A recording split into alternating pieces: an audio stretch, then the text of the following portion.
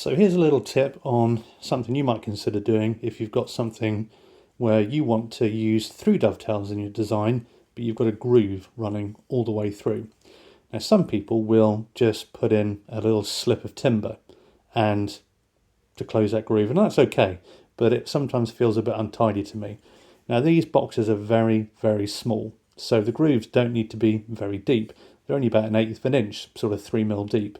So what I've done is put a marking gauge line across here, and I've just deepened the shoulder line at the base of the dovetails. And from there, all I'm going to do is cut down just as if you were cutting down on the shoulders of a tenon, just to the same depth as the groove.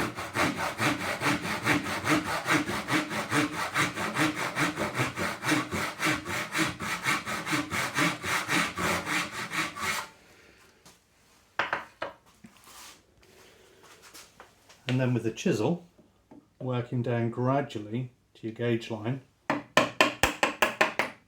just popping off the waste. And if you want to, you can use a chisel all the way. You could just carefully work down, and if the grain is in your favour, just simply put a chisel in that and just get rid of the waste. But if you're fortunate enough to have a hand router, you can come in and just refine that and make sure you've got a really nice finish.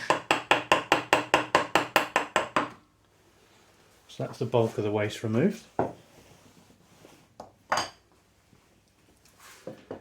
Then with a hand router, I don't want to be coming here and be really reckless and just stab everywhere. So what I want to do is just kind of come in through, and I want to push into the edge of the tail there and come into the edge there. Because what's going to happen is if I just push through, I risk breaking off that part. Same here, if I push in through there, I could break off that part. So once it's scored, the grain shouldn't move.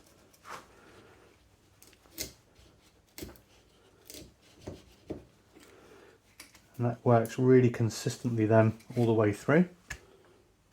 And then I can just lightly skim over,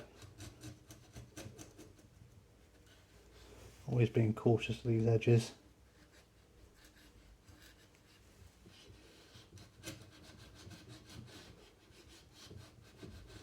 Make sure that's nice and neat.